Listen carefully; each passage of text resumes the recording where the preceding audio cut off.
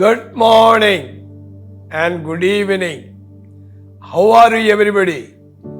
നിങ്ങൾ എല്ലാവരും സുഖമായിരിക്കുന്നു എന്ന് വിശ്വസിക്കുന്നു. പ്രഭാതവന്ദനങ്ങൾ, സന്ധ്യാവന്ദനങ്ങൾ. I believe you are all doing well.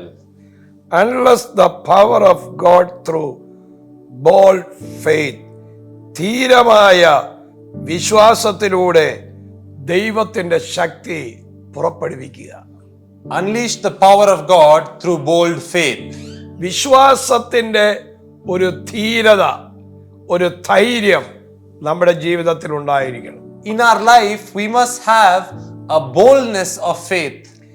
എബ്രായർ 11:1 പഠിക്കുമ്പോൾ, When we read Hebrews 11 verse 1, വിശ്വാസം എന്നതോ ആശിക്കുന്നതിന്റെ ഉറപ്പും കാണാത്ത കാര്യങ്ങളുടെ നിശ്ചയവുമാകും. now faith is confidence in what we hope for and assurance about what we do not see. Now faith is confidence. വിശ്വാസം എന്ന് പറയുമ്പോൾ നമുക്ക് അതിനകത്തൊരു കോൺഫിഡൻസ് ഉണ്ടാകണം. When we talk about faith, we must have a confidence and a boldness. ഞാൻ ആരെയാണ് വിശ്വസിച്ചിരിക്കുന്നത്? Who have I put my faith in? ഞാൻ വിശ്വസിച്ചിരിക്കുന്ന വ്യക്തി ആരാണ്? Who is the individual who I have believed? ആ വ്യക്തിക്ക് എന്നിൽ എന്ത് ചെയ്യുവാൻ കഴിയും? That individual, what can he do in my life? നാം ഒരു കാര്യം ഒരാളിനോട് പറഞ്ഞാൽ ആ വ്യക്തിക്ക് ചെയ്യാൻ കഴിയുമെങ്കിലേ നാം ചോദിക്കുകയുള്ളൂ. When we ask somebody for something, first we will check if that person is able to do it, then only we will ask him. ആമേൻ. എന്നാൽ ഒരു ലോക മനുഷ്യനോട് ചിലത് പറയുമ്പോൾ നോയെന്നും അസാധ്യമെന്നും ഡിലേ ഒക്കെ സംഭവിക്കാം. എന്നാൽ യേശുവിനോട് നമ്മളൊരു കാര്യം പറയുമ്പോൾ അവന് നമ്മുടെ സകല കാര്യവും നടത്തി തരാൻ കഴിവുണ്ട്. When we ask a person of the world, a normal human, he may not be able to do it. There will be delays and he may say no to us.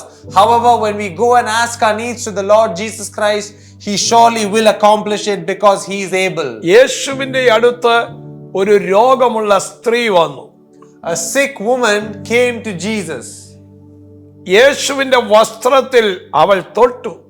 She touched the garment of Jesus. യേശുവിൽ നിന്ന് ശക്തി പുറപ്പെട്ടു. The power of God flowed out of Jesus into the woman. അവൾക്ക് യേശുക്രിസ്തുവിലുള്ള വിശ്വാസം യേശുവിൽ നിന്ന് ശക്തി പുറപ്പെടുവാൻ ഇടയായി തീർന്നു. The faith that the woman had in Jesus caused the power in Jesus to flow out into the woman. ഇന്ന് ഈ വചനം നിങ്ങൾ കേട്ടുകൊണ്ടിരിക്കുമ്പോൾ, As you're hearing the word at this time, അവൻ നിങ്ങൾ ഈ വചനത്തിൽ വിശ്വസിക്കുമ്പോൾ, as you believe in this word, ഈ വചനത്തിന്റെ ശക്തി നിങ്ങളിലേക്ക് വരും. the power of this word will flow into your life. നിങ്ങളുടെ ജീവിതം മുഴുവൻ മാറി മറിയുവാൻ കാരണമാകും. Your entire life is going to be transformed. നിങ്ങളുടെ ലൈഫ് ഒന്നിൽ നിന്ന് മറ്റൊന്നിലേക്ക് കണക്ട് ചെയ്യും. Your life will be connected from one point to another. നിങ്ങളുടെ ജീവിതം ഒരു ഫിയർ ആയിട്ട് നിങ്ങൾക്ക് തോന്നി, ആമേൻ, അസാധ്യമായിട്ട് തോന്നി. എന്നാൽ യേശുക്രിസ്തുവിലേക്ക് വരുമ്പോൾ അത് സാധ്യമാകുന്നു. ഭയം ഓടി മറയുവാൻ തക്കവണ്ണം ഇടയാകുന്നു. In your life, you may be experiencing fear right now. However, when you come to Jesus Christ, every fear will be removed from your life. ഈ ദൈവം എത്ര നല്ല ദൈവമാണ്. This God is such a good God. വിശ്വാസത്തിലൂടെ ഈ ദൈവത്തിൽ നിന്ന് വൻകാര്യം നമുക്ക് പ്രാപിക്കാൻ പറ്റും. Through faith, we can experience great things from God. നമുക്കൊരാളിൽ നിന്ന് കാര്യം സാധിക്കണമെങ്കിൽ ആ ആളിനെ പുകഴ്ത്തണം, അല്ലെങ്കിൽ ആ ആളിനെ ചേർന്ന് നിൽക്കണം. അപ്പോഴൊക്കെയാണ് നമുക്ക് പല കാര്യങ്ങൾ നടക്കുന്നത്. In this world, if we want to receive a favor from somebody, we need to continuously praise him and we need to always go behind them. Then only we can get their favors. എന്നാൽ ഈ കർത്താവിനോട് ചേർന്ന് നിൽക്കുന്ന ആരുടെയും ജീവിതത്തിൽ പരാജയം വന്നിട്ടില്ല.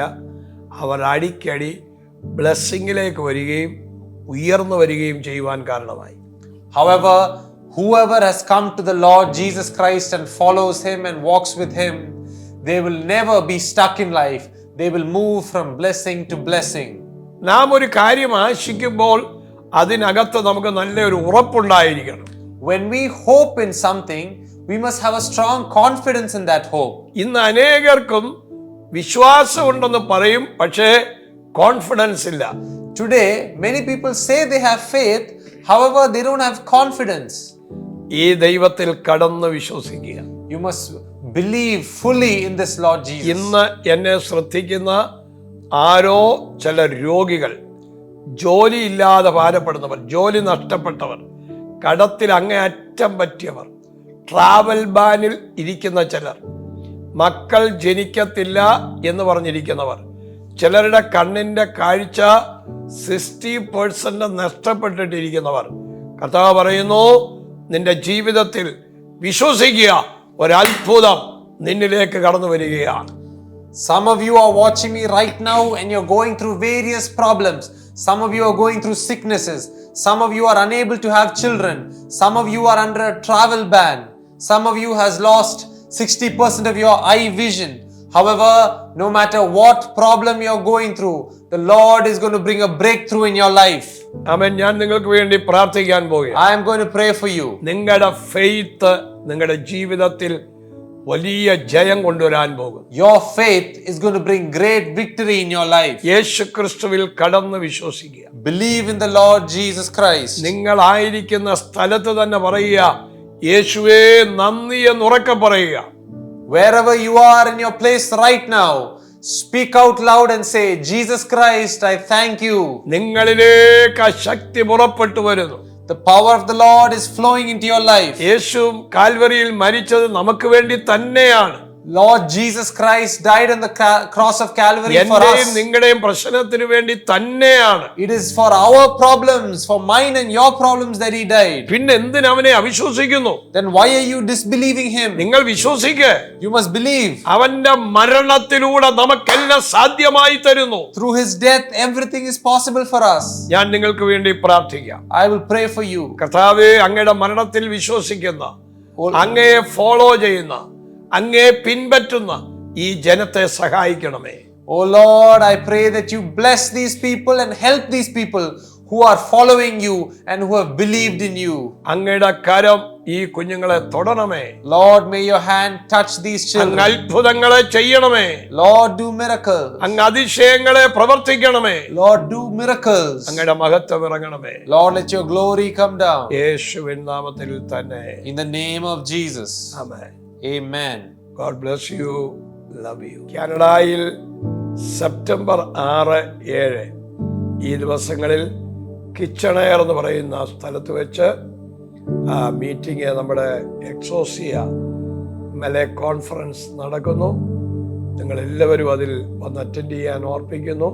അതിൻ്റെ തൊട്ടടുത്ത് ഹോട്ടൽ സൗകര്യങ്ങളുണ്ട്. ഈ 2 ദിവസം നിങ്ങൾ മറക്കരുത്. ദൈവം എല്ലാവരെയും അനുഗ്രഹിക്കട്ടെ. ഈ മീറ്റിങ്ങിനെ ഓർത്ത് നിങ്ങൾ പ്രാർത്ഥിക്കുക. We have the Melek Exousia International Conference coming up on September 6 and 7 at Kitchener in Canada. I encourage you all to attend this upcoming conference. You can call the number and get the details, and you will have hotels near the event, and you can book it, register, and be blessed by attending the conference. God bless you. God bless you.